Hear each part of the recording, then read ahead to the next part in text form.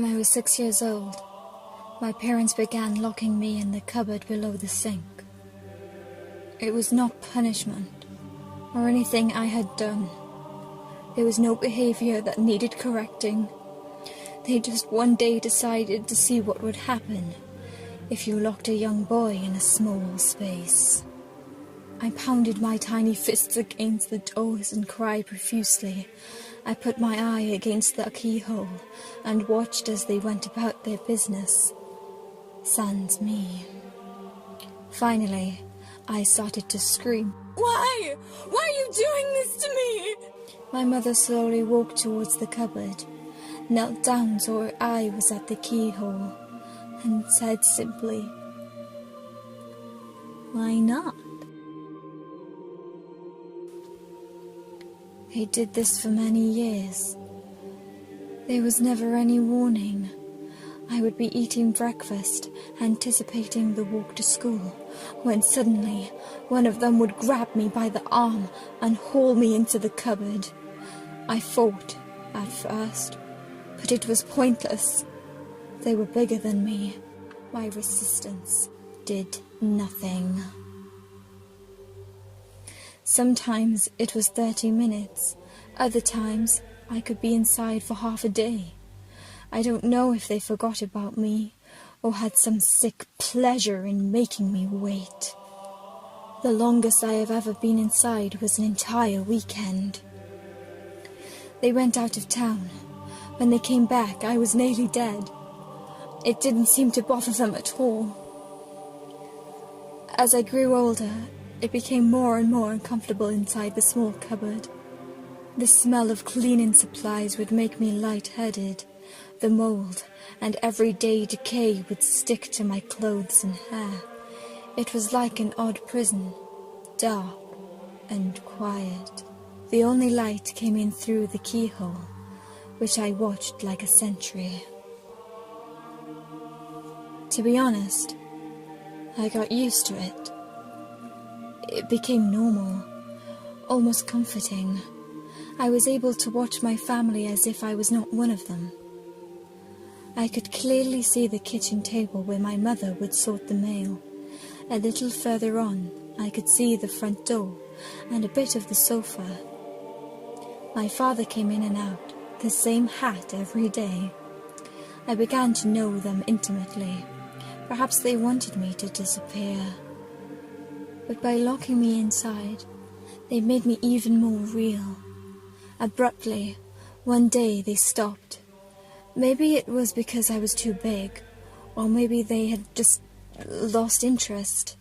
But I went a full week without a session in the cupboard. I was 12.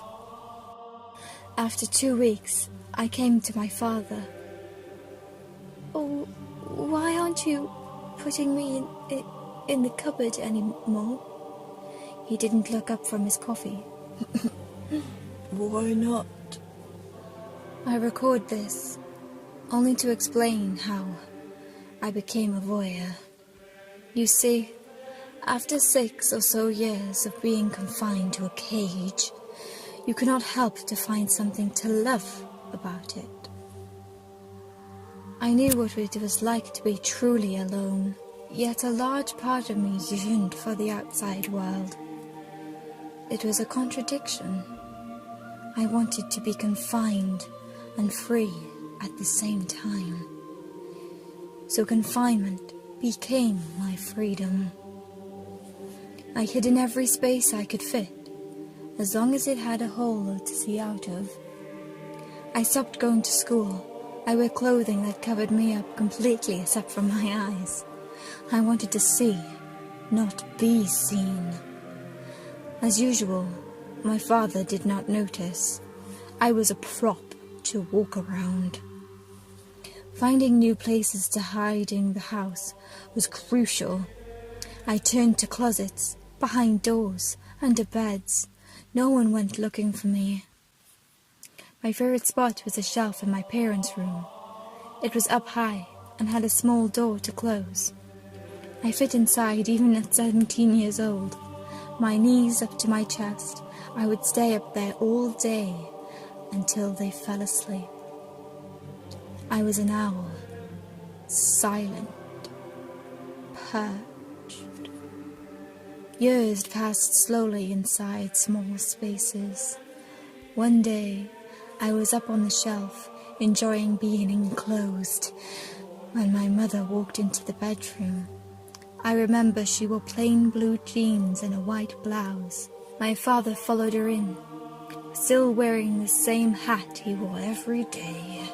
Neither displayed any specific emotion. I noticed the gun in my father's hand. It wasn't strange. He carried guns often. But without warning, he lifted it and fired it at my mother. She turned around, bored. He had missed. She held her hand out, and he gave the gun to her. I was pressed as close as I could get to the small opening. I could hear my heart beating in my ears. I knew my parents were strange, but nothing like this. My mother inspected the gun for a moment before pointing it at my father. His shot found its mark in his forehead. He fell back like a bowling pin. I let out a small yelp. She looked up at me, blank-faced, and quietly I slipped out of the shelf and stood in front of her, shaking. Why did you shoot him? I asked, choking back fear. Her words came as no surprise to me. Why not? She held the gun out, dangling it from her pointer finger. Terrified, I held up my hands, and she dropped it onto my open palms. No, I can't. Why not? I looked at her. There was no life behind your eyes, no love, no sympathy. I raised the gun. When I pulled the trigger, my entire body exploded with the kickback. I stumbled onto the bed, unsure if I had even hit her. My mother remained standing for a moment, a hole where her left eye had been. Then, like a doll, she crumpled to the floor. She and my father bled a dark black fluid into the carpet. I thought about hiding in my usual spots, but it didn't feel right. The whole point was to observe, but I couldn't watch what was not living. So I gathered up my things, clothes and my parents' money. I knew I had to find new spots in other people's homes. I took the gun too, maybe as a memento. As I opened the front door, I heard noises coming from the bedroom. It was my parents, rising from their deathbeds. But I couldn't look back. Even their voices begged me to return. They said they were finally free, that they would love me now. But I shut the door. I shut the door to their wails. This would be a new chapter for me. A brand new life. Because, well, why not?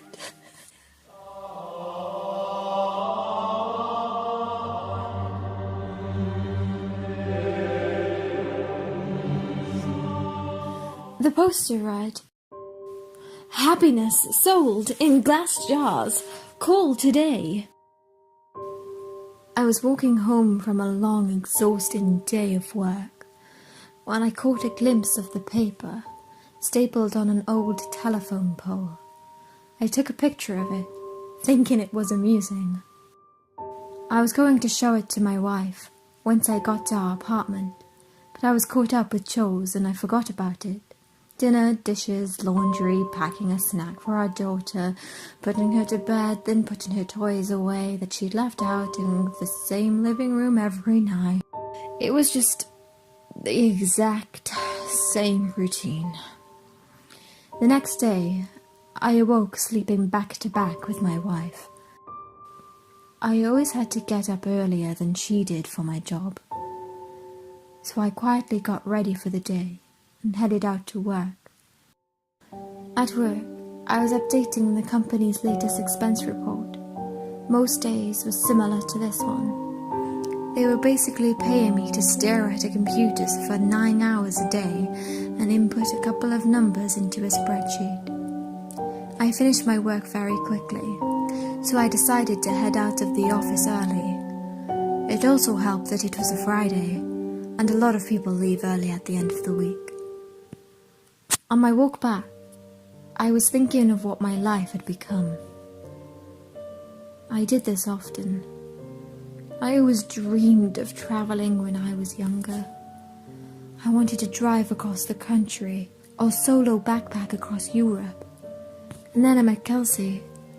Don't get me wrong, I loved her. I mean, I still do, but we just don't have that spark anymore. When you meet someone and get in a relationship, whether it's meant to be or not, some of your personal life plans, they have to be put on hold. And then that relationship turns into a marriage. And then you have a baby, and then you have to enroll your daughter into preschool, and then you have to get a better paying job and work more hours and blah blah blah. I'm not trying to throw a pity party for myself. I'm just saying I wasn't exactly content with where my life was. I wouldn't have referred to myself as a happy person, say.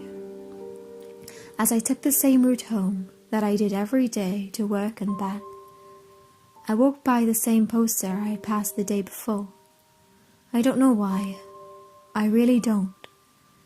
But I decided to call the number. I figured it would be some joke. Maybe someone would just pick up and say, "I love you," on the other end and hang up. Or maybe it's a line to a sex worker. I had no idea what to expect. I called.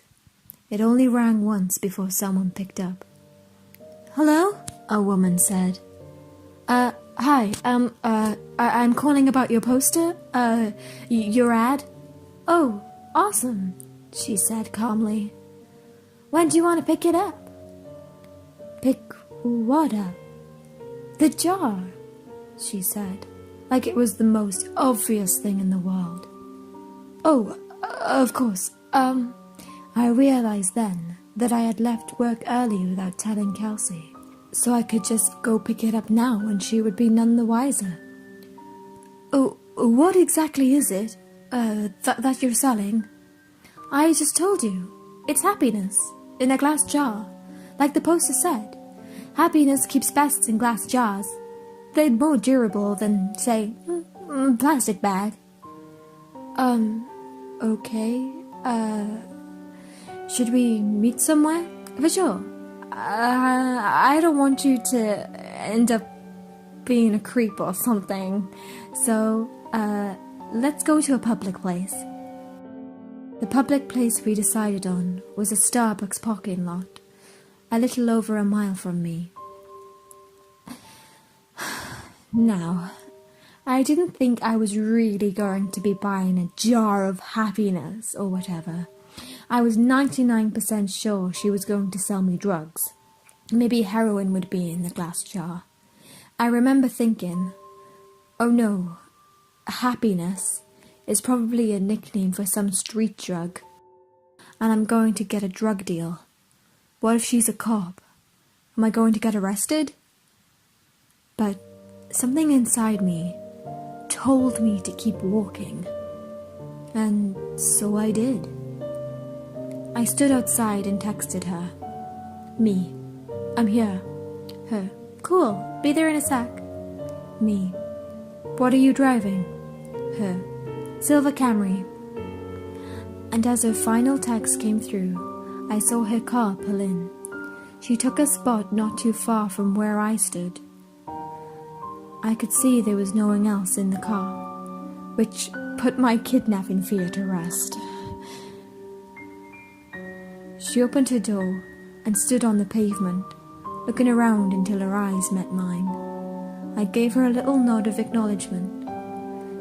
She simply responded by waving her hand, gesturing for me to come over to her car. So I did. She was young, maybe mid-20s, with curly blonde hair. Her skin was pale and contrasted with the all-black outfit she was wearing. I thought she looked like Glinda the Good Witch from The Wizard of Oz, but had put on the Wicked Witch's clothes. "Nice day out," she said as a greeting. "Oh, yeah, it is. Hadn't really paid attention to it."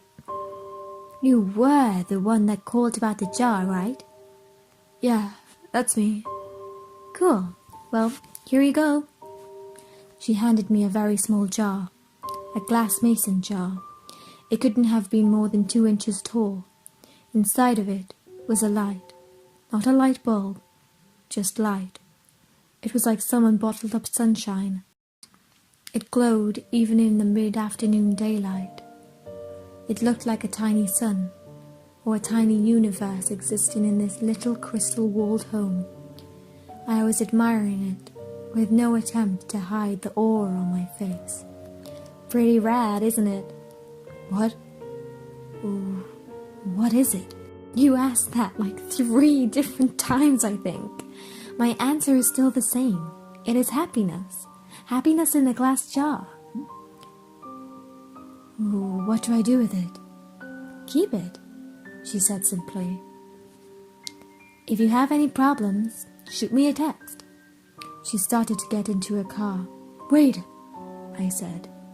"I thought you were selling this. How much is it?" "Don't worry, man," she said with a smile. "You'll pay."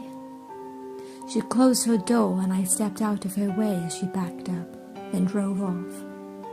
What the hell just happened? What was I holding? I looked down at the jar again.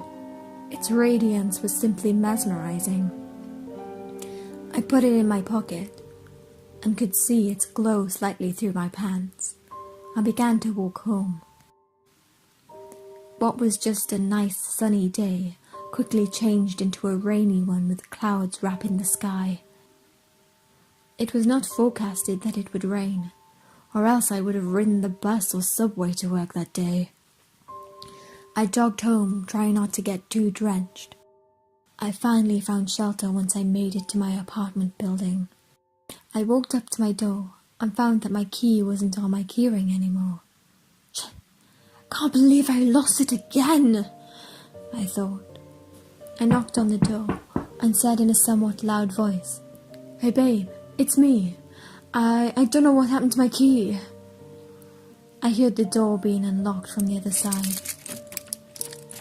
When the door opened, I was greeted by a large, heavy-set man with greasy hair and an unkempt goatee. He said, "Think you got the wrong door, bud." "Oh," I said, disoriented. "My bad. Sorry. Have a good one." He let out a chuckle as he closed the door. Apartment number 33. I know that was my apartment number. I know that was my apartment. I know it was. I'd been in apartment 33 for 5 years now, but that was not my apartment. From what I could see inside, all the furniture was different. It was painted a different color. It was all wrong. I felt like I'd hit my head and was drugged. In that moment, nothing made sense. I pulled out my phone to call Kelsey so she could calm me down and tell me I just got confused for a second. But her contact wasn't in my phone. In fact, nothing was in my phone. I had no messages with her, no previous calls, no pictures. It was like my phone had reset to factory settings. Did that girl somehow switch my phone out when I wasn't looking? I would have just dialed Kelsey's number manually, but I couldn't quite remember it. I had known it by heart before, but not anymore. I needed to get back to the office. I had all my contacts backed up on my work's computer. Since it was still raining, I hopped on the bus, which had a stop right in front of the apartment complex. I rode downtown towards my office, the whole time staring at my wet shoes, wondering what the hell was going on. We have a keycard access to our building, so only authorized personnel can get inside. I always keep my access card in my wallet. Always. But, surprise, surprise, it wasn't there. I buzzed into the speaker we had for guests with appointments, or employees as a backup in case anyone lost or forgot their card. Hey, this is Tim. I must have lost my card. My employee number is... I stopped as I drew a blank. A voice came through the speaker. Tim, you got cut out. What's your employee number? I can't remember. That's fine. Just tell me your full name and department. Finance? I'm in finance. My full name is Tim Brooks. One sec.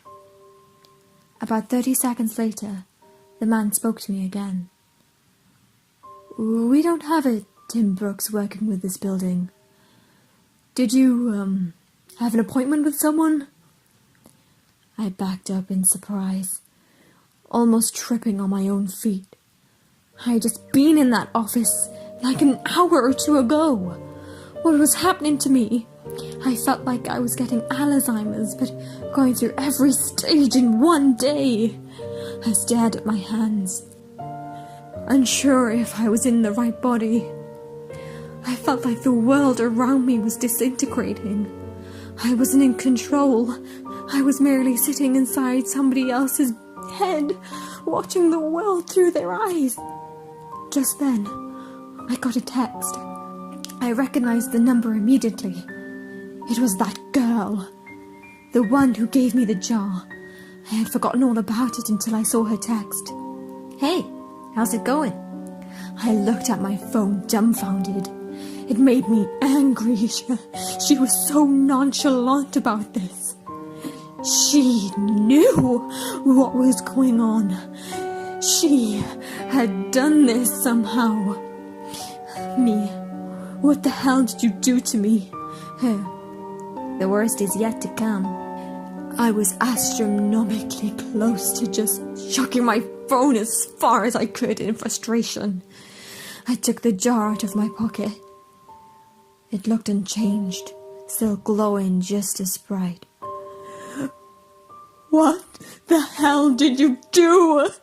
I yelled at the jar, realizing I probably looked like a lunatic. As I stared at its glistening glass, I realized something. I didn't know what my wife's face looked like anymore. I knew her name. Well, I knew it started with a K. Or maybe it was a C. I couldn't picture her in my mind. I knew I had a wife. I knew I did. Yes, because I had a daughter. I had a wife and a daughter. I just couldn't remember their faces then, or their names, or their birthdays, or any memories I had with them. I know they existed. They did exist. I had just seen them this morning, right? I couldn't remember how... I couldn't remember how she looked, or what she smelled like. What was our first date? We had a wedding, right? What about our first kiss? Or my daughter? Or was it my son? Maybe I didn't even have a kid. But my wife or girlfriend, she was real. I knew she was. The thought was tearing me apart. I couldn't see her in my head. I couldn't recall a single fact about her. I was standing outside of the same building, but I was unsure why I was. Did I work there? I must work somewhere. The rain was accompanied by a chilly wind now. It was whipping at my face, making my nose and cheeks sting. I wanted to go home. I wanted to be with her. I wanted to be warm. I wanted to go to the horrible office job that kept a roof over my head. I wanted it all. I was soaking wet. I was miserable. I couldn't remember my parents, my childhood. Did I even have any friends? Why was I in the rain? I looked down at my hand. I was still clutching the jar. The only memory of my entire life that I could concretely remember was the girl giving it to me, telling me it was happiness. It did not bring happiness. It brought pain. It brought suffering. I was more miserable in that moment than I had ever been. My phone buzzed. Break the jar, Tim. I looked at my other hand. With the setting sun and the rainy sky, I swear, the jar glowed brighter than any street light near me. I didn't break it because I was following her instruction. I broke it because I was angry. I broke it because I was upset. I needed a release. I raised my arm above my head and brought it down with one swift motion, shattering the jar onto the concrete beneath my feet. That dark, chilly air, accompanying the rain, spread away like it was the shock wave of a bomb going off. And I was at the epicenter. I saw the warm, yellow light from inside the jar spread rapidly across the ground and ascend into the sky. It was as if I was watching the beginnings of the universe being created. Like God had just snapped his fingers and said, "Let there be light." I was engulfed in it. I could no longer see street or rain or anything dark. I felt like I was plummeting into a star, going faster than the speed of light. It felt like sitting in front of a fire on a cold winter's night. But that warmth was covering every inch of my body. And then I blinked. Immediately, I could feel the sheets beneath me, and my back barely touching my wife's. I was staring at the window. The morning light drenched through the glass and gleamed onto my face. I stood from my bed and grabbed my phone. It was Friday morning. I had one text. "Let me know if you need another jar." Smiley face. I called in sick to work. I snuck into my daughter's room and greeted her with a kiss and told her she didn't have to go to preschool today. We were going to have a family day. She smiled and stretched out her arms with a yawn before curling up and falling back to sleep. I got back into bed and squeezed my wife tightly. I didn't let go of her for hours. Our daughter came into our room and woke us up eventually. She jumped on my bed and shouted at us to wake up. Yesterday, I may have found that annoying. Yesterday, I may have found a lot of things annoying, or monotonous, or dull, but not today. Today, I pulled her under the covers in between me and Kelsey. Today was going to be a good day. Today, I was happy.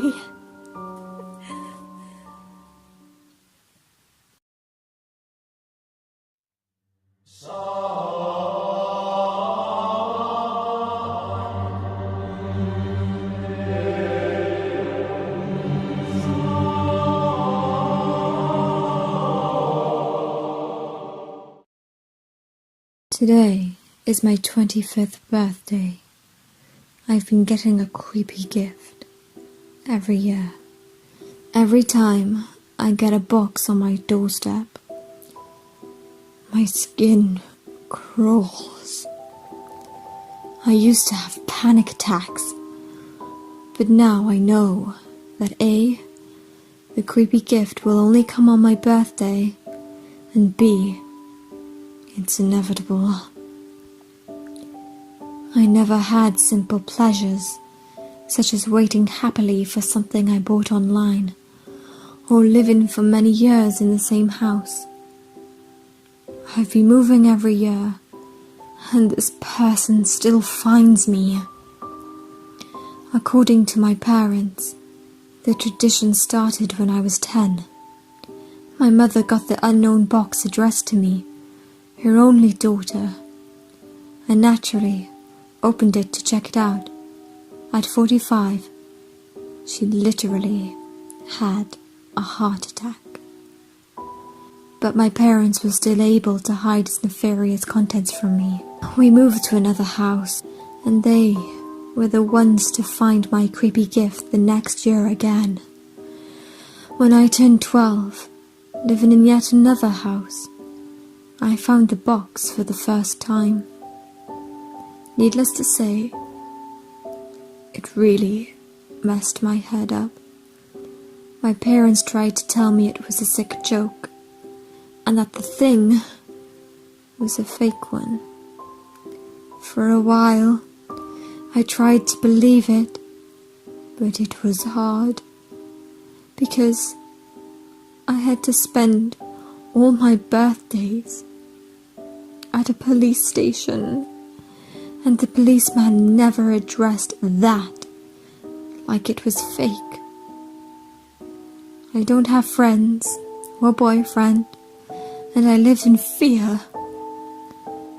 I've been homeschooled after I was 12, and always worked from home.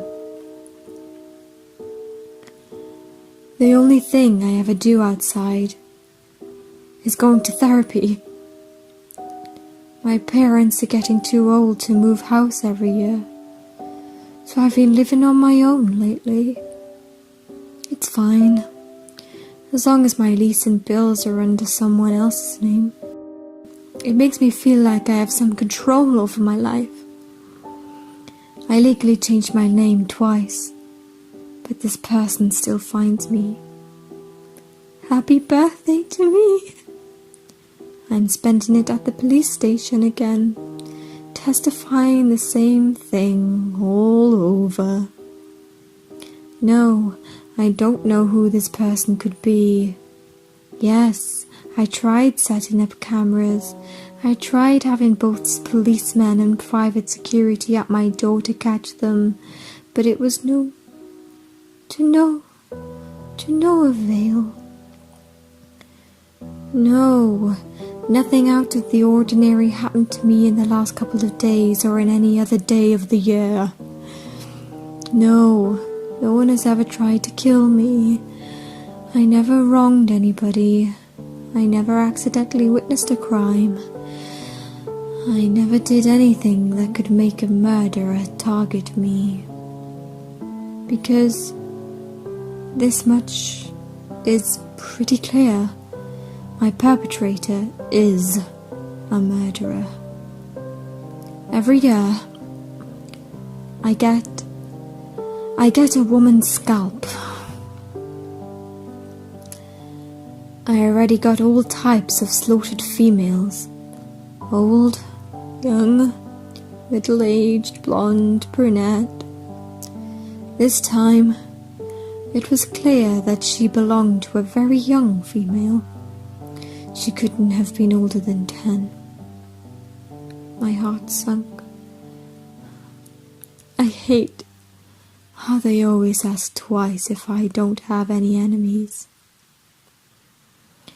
If I didn't steal someone's boyfriend. Because that's the first thing in your mind. Killing someone just to send the top of their head to your rival. There's no such thing making mean posts on social media or spray painting a bitch's car. No, it had to be different. There are many things about the situation that are even creepier than the sculpts. The first, of course, is that I do my best to hide whenever I move to a new place. But the person doing this always finds me. The second is that the box always has fingerprints on it of a single person all over it. He or she doesn't even try to hide it. Whenever the police check him out, there's no match. Like this person doesn't even exist. Or doesn't exist yet.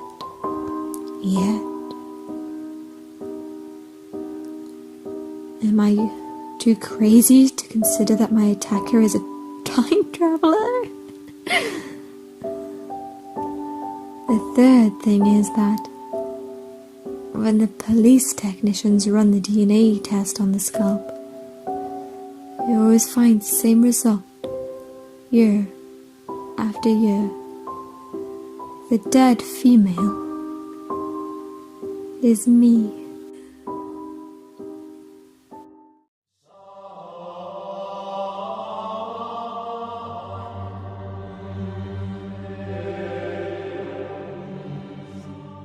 Despite being in my early 30s, I've always hesitated to call myself an adult. I learned that my parents shared this sentiment when I was kicked out of my house.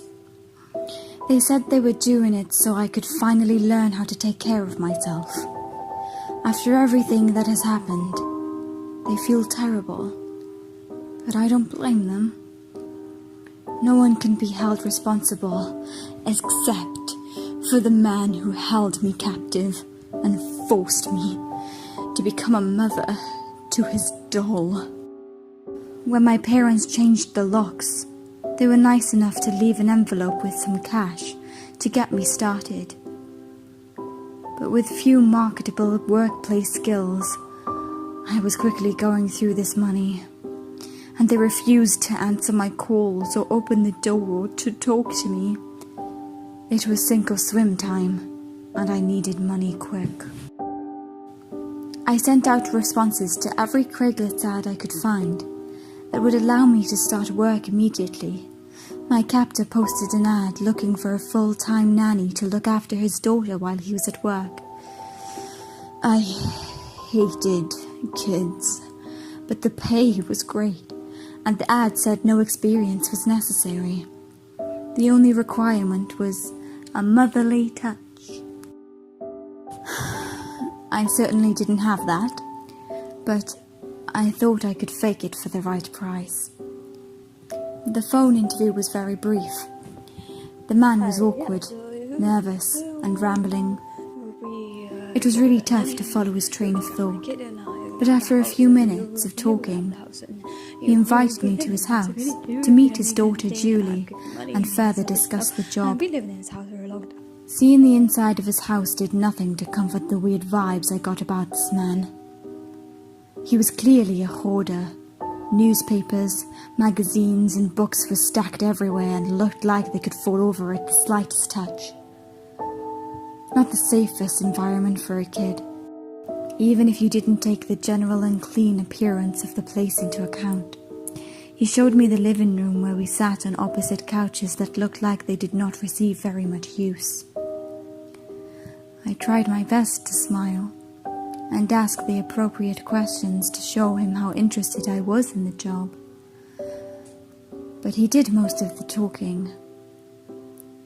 His sentences were jilted, and he refused to look me in the eyes. He never once mentioned Julie's mother, and I certainly didn't feel comfortable asking why she wasn't in the picture. As off-putting as he was, it was clear that he cared for Julie very deeply. He was worried that she didn't have a strong female role model in her life. When he started to describe what he wanted from me, I really started to get uncomfortable. Julie, needs a mom. That's you, No, she needs you to hold her, feed her, watch her sleep. Together we can give her this. She can feel loved. I wanted out of his house and to never come face to face with this man ever again. When he formally offered me the job and reached out his large hand for a shake, I told him that I had other offers I was looking at and would have to get back to him. He looked me in the eyes for the first time and just stared at me for a full 20 seconds. It was impossible to read his face, but I knew that I had to get out of there. So I thanked him for his time and told him I would call him back tomorrow before getting up and briskly making my way over to the front door. He followed very closely behind, not saying a word. I should have run. This was not the time to be polite. He injected me with something before I reached the door. When I woke up, I was in a small, dark room. The walls were padded with foam rubber like you'd see in a recording studio. All warmth had drained my body from lying unconscious on the concrete floor. The only source of light was from the small glass window in the center of the only door. Of course, I tried the doorknob, but it was locked. I tried to break the glass, but I had no luck. I clawed my way through the foam, only to find hard wood behind it. I screamed until my voice gave out. Eventually, I had no choice but to give up, and I sat on the floor until he returned.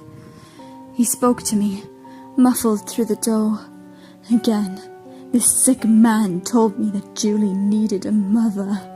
He couldn't give her everything she needed, and wanted me to fill that emptiness inside of her. I told him to get the hell away from me. This continued for days. He'd cry and plead that if I wouldn't do it for him, at least I could do it for Julie.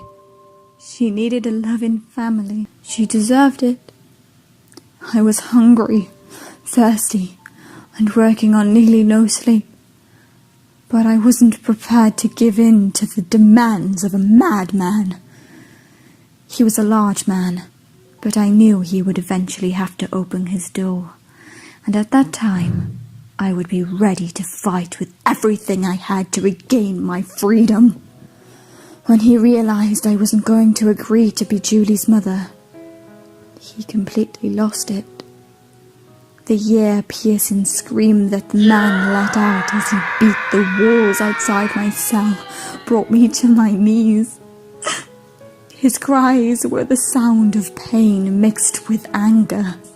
It was deep, raw red and streaked with tears. The raw hatred in his face scared me to the core. He let out another roar before unlocking the door and ripping it open. The fight had completely left me. I backed into the corner to put more space between us, but my captor quickly closed the gap and pulled me up by my hair. He wrapped his muscled arms around my throat and put his lips right against my ear as he screamed, "You're just like the others, putting yourself before my beautiful daughter. You're stupid and selfish. You couldn't possibly understand what love is. I'll show you what happens to those who aren't willing to see reason." Everything was going black as he dragged me from the room and down the hallway. He tossed me to the floor in another room and slammed the door shut. "If you refuse to love me, to love Julie, to become a family, this is what awaits you." And he walked away, leaving me in the total darkness. It took several minutes of gasping for air before I could even think to figure out where I was. When I started to really think clearly, the musty smell of the room was the first thing that hit me. I blindly felt around the pitch-black room to try and get an idea of what was around me. The room was much smaller than my previous holding, and it wasn't very long before my hands felt something cold and soft. I jumped back, pressing myself hard against the wall. My eyes slowly adjusted to the darkness until I could just barely make out my surroundings. I shared the room with a corpse. A young woman. She wore a frilly pastel dress, and white makeup had been caked all over her skin. She looked just like a life-size porcelain doll. I don't know how long I spent in that room, cowered in a corner, trying my best to keep my distance from the dead body. Eventually, my captor returned and took my hand as he led me from the room. He took me back to my original cell and we sat on the floor together, my head never rising to look at him, as he explained how things were going to be from now on. How we were going to be a happy, loving family.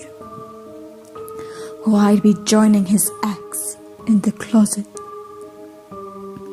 He left me alone for the night to think things over. I spent the whole night crying as I realized that I had no choice. I was weak from exhaustion and wouldn't have been able to overpower this man at my peak physical fitness. I knew that my only chance of survival was to give in, to be the mother that he wanted me to be, and become hyper-vigilant. I would always be looking for that one opportunity I needed to escape. The next day, he asked if I was ready to meet Julie. I nodded my head, and he smiled while offering me his hand. He led me down the dark hallway, making sure to slow down as we passed the room that held his prior captive. He turned back and grinned at me. I'm so glad you decided to come around. We're going to be so happy. He led me to the room, which would be my own for the rest of my captivity. It was larger than either of the previous rooms, but not by much. The only piece of furniture was a hard-molded plastic bed. Fluorescent lights shone down from the ceiling, safely guarded by a metal cage. On the bed was my very own frilly dress. He left me alone as I changed, and then returned to give me my full instructions. From now on, we would refer to each other as Mom and Dad. I would watch over Julie during the day while he worked, and then we would spend the evenings together as a family. He didn't mention what would happen at night, but I feared the worst. He then left and came back with a cart carrying makeup supplies. He tied my hands behind my back and applied the heavy white makeup. He gave me long fake eyelashes and rosy cheeks, his own personal living doll. And then he announced that it was time to meet Julie. My hands were untied and I was led through the labyrinth of his basement to yet another room. He opened the door and ushered me inside. I found myself in a pristine bedroom designed for a little girl, like something out of Sayers' catalogue. In the center of the room, seated in a large chair in front of a tea set, I saw Julie. She was a freaking doll. A 12-inch tall, hard plastic doll. I turned to look back at my captor, and he was all smiles. He motioned me towards the room and whispered for me to go in and introduce myself. Not seeing any other choice, I did exactly that. I sat down in front of Julie and introduced myself in the best sing-song voice. Hi, are you Julie? Hi, it's nice to meet you. I told her how I was going to be her new mommy, and we were going to have so much fun together. I could practically feel the glee radiating from my captor. He shut the door and left us alone. I looked around the room and didn't see any cameras. There was no window on the door either, so I kept up talking to Julie. I looked around the room and didn't see any cameras. There was no window on the door either, so I kept up talking to Julie, just in case he was listening, and set about searching every square inch of that room for anything I could use as a weapon. But there was nothing.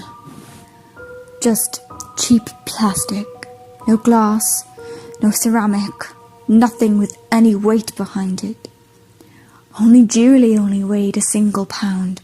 I thought about trying to steal one of the little plastic spoons and working it into a shiv. But when I applied any pressure, it just bent.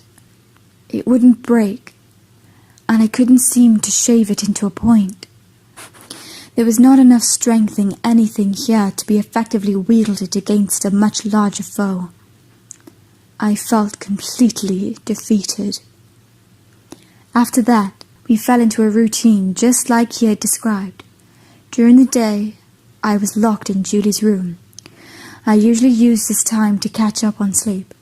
The carpeted room was much more comfortable than the hard plastic bed in the own room. When my captor returned home, we would have dinner. He cooked everything and then brought it to me on a paper plate to feed to Julie as he talked about his day. I was never given a plate for myself, and I quickly learned that Julie's food was actually for me. I would mime feeding it to her, and then he would turn his head so I could put the food in my own mouth. It was never much. Enough food to sustain a doll, maybe, but not a grown woman. I was being kept weak. In the evenings, or during weekends when he was home all day long, we would play board games and charades. I'm not sure how I managed to keep my sanity when it was Julie's turn to act out a clue. Thankfully, my worst fears never came to fruition. At the end of the night, I was never asked to come to his bed. He showed me to my room and locked the door, and I would wait until the next day for it to all begin again. Things carried on like this for 2 weeks before there was any change in our routine. One morning, in addition to the change of the dress for the day, my captor also left me a menstrual cup. I was honestly surprised that he would even think of this need. But as time went on, I noticed he was somewhat obsessed with it. After I changed into my dress each day, and he returned to take me to Julie, he would look around the room until he found the cup, and then he would frown in disappointment. I really wish I had never found out why. He seemed distant one night, and barely said a word through dinner. When he walked me back to my room at the end of the night, he didn't say goodbye and leave, but instead lingered in the doorway before coming into the room and taking a seat on my bed. He patted the spot next to him and waited until I took a seat. "Mother," he said, I can't help but notice that you haven't had any visitors. He heavily emphasized the last word. It took me a moment to realize what he was talking about. It was true. I hadn't had my period during the whole time I was there. It had been at least 6 weeks by my count. While this may have not been entirely accurate, it was obvious that I was late. Under the circumstances, I wasn't really that all surprised. The stress of being held captive and malnourished and thrown my body off. But I didn't know how to explain this to my captor. There was no telling whether or not something would set him off into a blind rage again. So I kept silent. I know Julie isn't real. This caught me completely off guard. My captor sounded so distant and sad as he continued. But she is important to me. You have become so important to me, to us, to our family. I know you feel it. You aren't like the last one. Julie and I need you just as much as you need us. He then turned to me and kissed me on the forehead before walking out of the room. I know we're close. You can feel the love in this household as much as I can. When you are visited, let me know right away. We'll finally be able to bring Julie the love she needs. And then he locked me in for another sleepless night. After another week went by, and my period still had not come, I could see the panic start to set into my captor's face. To make matters worse, the smell seeping out of the room with the corpse grew stronger and stronger. My captor tried to counteract this with air fresheners, but it was clear that everything was becoming too much for him. He started to make a habit of talking to me before bed. He was worried that Julie didn't have much more time. He was prepared to take drastic measures to give Julie the life she deserved. I could tell that he was starting to crack, as his incoherent plans failed to work. I began to worry that I would end up in that closet room with the other woman, whether or not I continued to play house with him. So I took his face into my hands and turned him to me.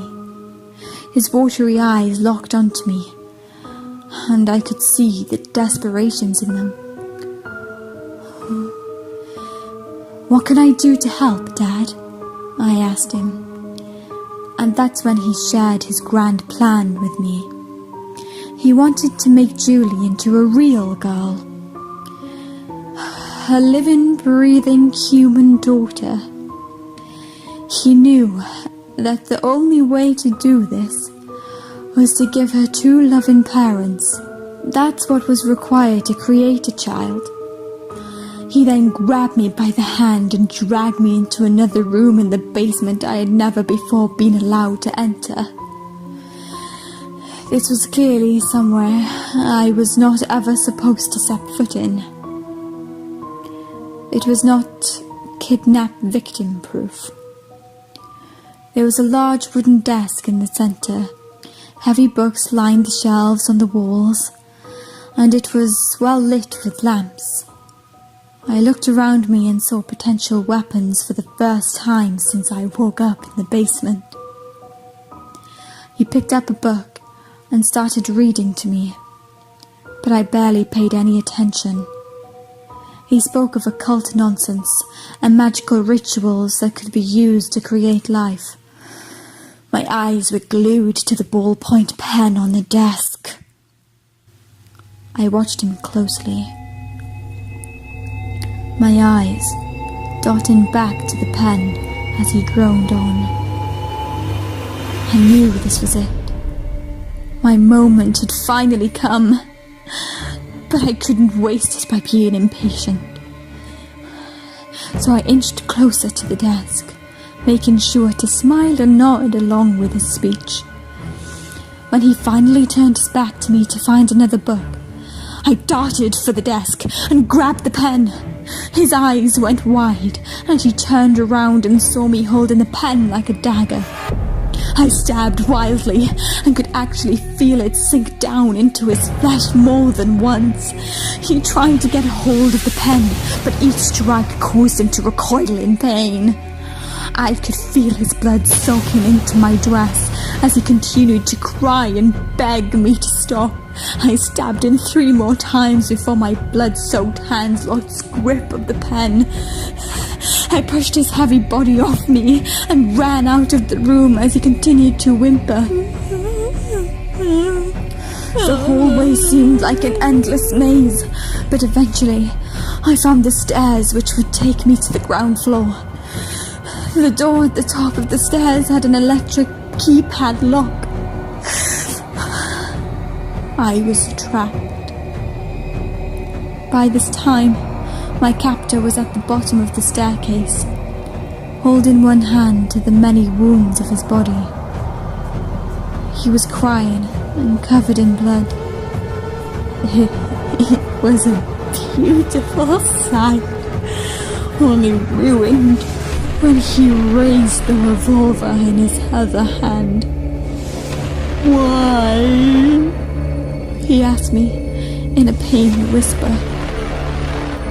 He was clearly more hurt by this imagined betrayal than the actual damage I had inflicted with the pen.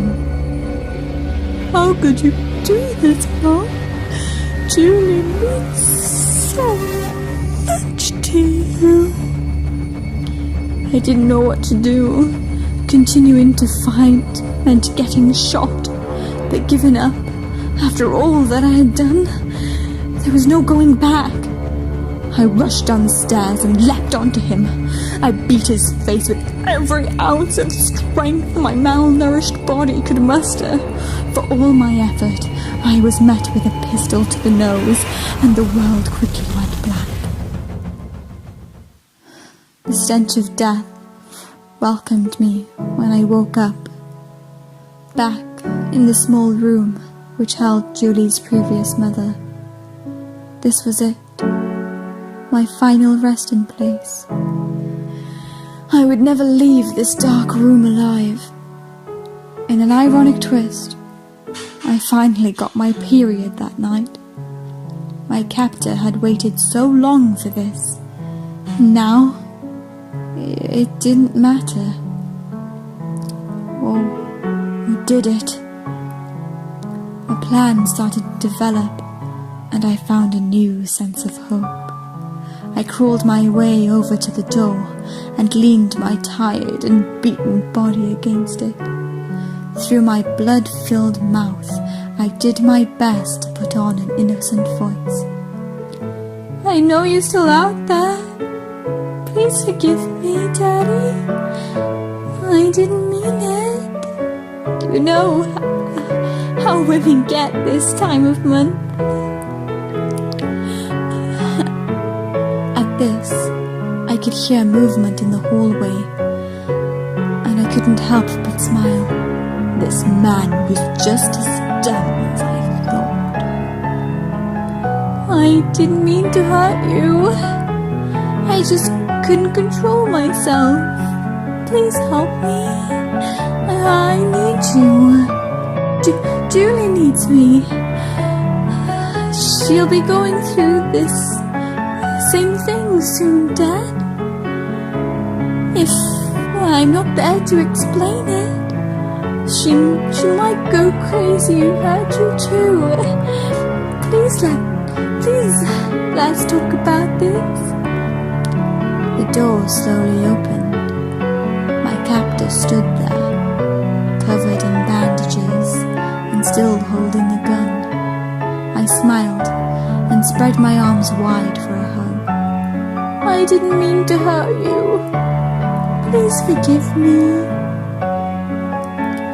And he hugged me.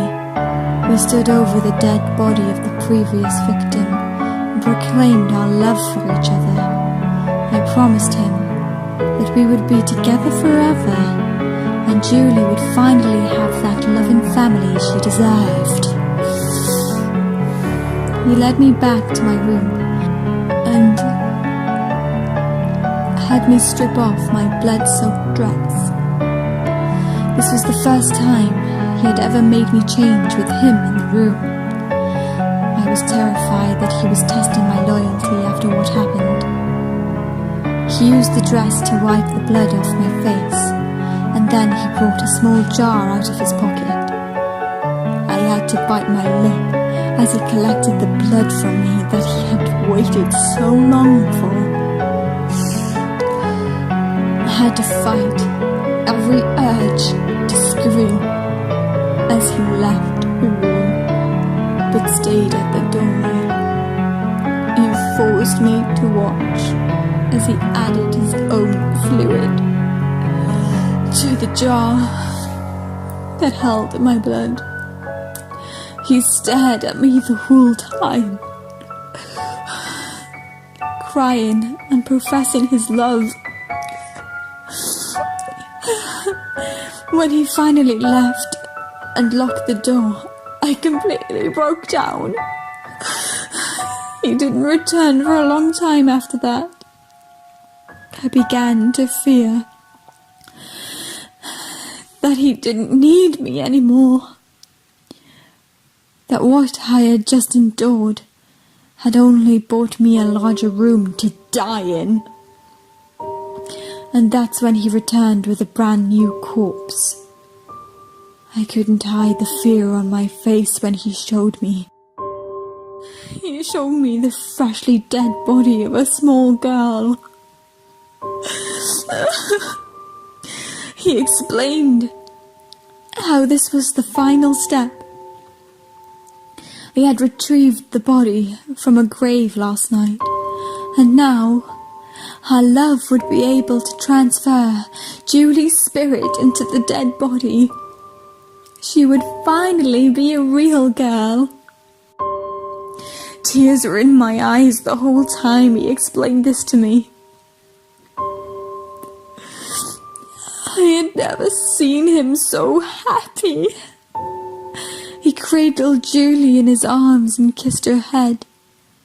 "It won't be long now, my love." And then he turned and gave Julie to me while he prepared for the ritual. "We did it, Mommy. Our family is finally going to be whole." He bent over the corpse, drawing on the floor with our combined fluids. I saw the gun tucked into his waistband. Screw patience. This time, I just dove for it. He was so happy and distracted, I was able to snag it with ease. When he turned around in a state of panic, I already had the gun against Julie's head. "The code," I said coldly. "What? No! What are you doing? Give me a freaking code, or this ritual is going to end right now!" He spit out the numbers as quickly as he could and pressed his hands together, begging me not to hurt Julie. I pulled the trigger, and the doll exploded. I'm not ashamed to admit that I laughed as I watched this man claw the pieces of his doll close to his heart. He blubbered and screamed in anguish as I casually walked up the stairs and punched in the code. I heard the lock click and pushed the door open before returning down the stairs to unload every last bullet into that sorry excuse for a man.